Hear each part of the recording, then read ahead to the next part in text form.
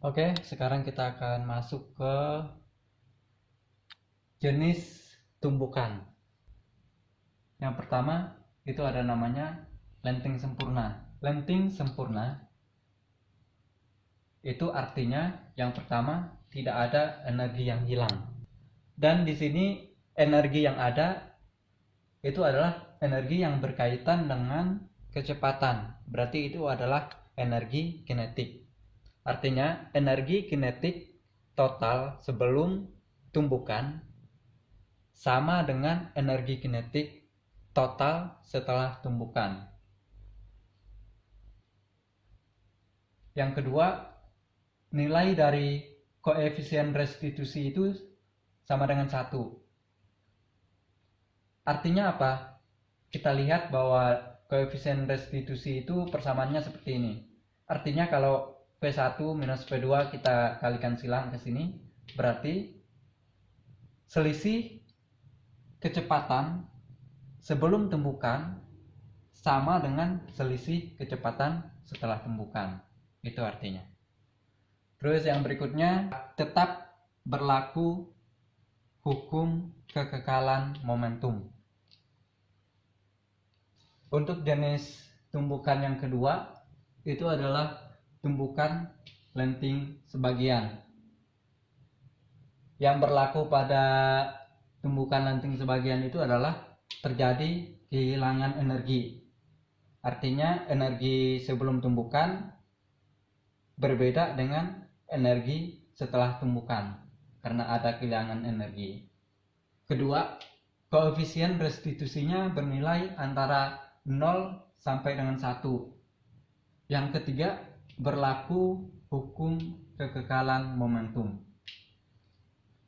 Ini ada contoh yang spesial biasa di kasus-kasus soal untuk tumbukan lenting sebagian. Itu adalah pantulan bola pada lantai. Jadi seperti ini kejadiannya. Ada bola jatuh bebas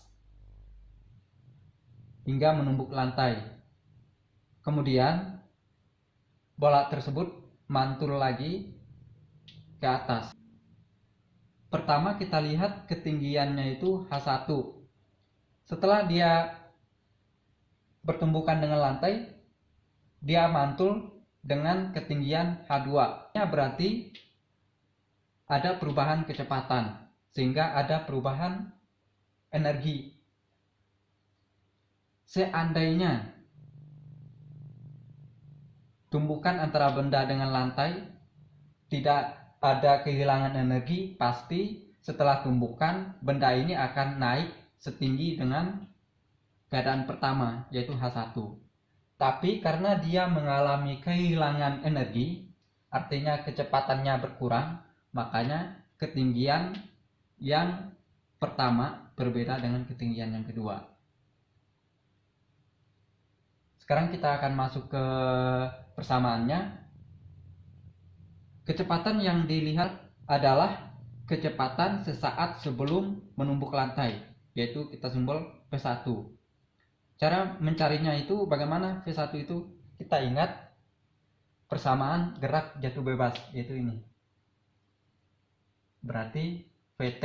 Di sini kita anggap VT. Mencari VT itu sama dengan akar 2GH. Sehingga V1 itu akar 2G, tapi H-nya itu adalah H1. Kemudian setelah bola menyentuh lantai, bola ini memantul kembali dengan arah kecepatan ke atas. Cara mencari V1 aksennya ini, V setelah tumbukan bagaimana? Ya sama saja caranya seperti cara pertama tadi. H-nya itu sekarang adalah H2 sehingga V1 aksen sama dengan akar 2G H2.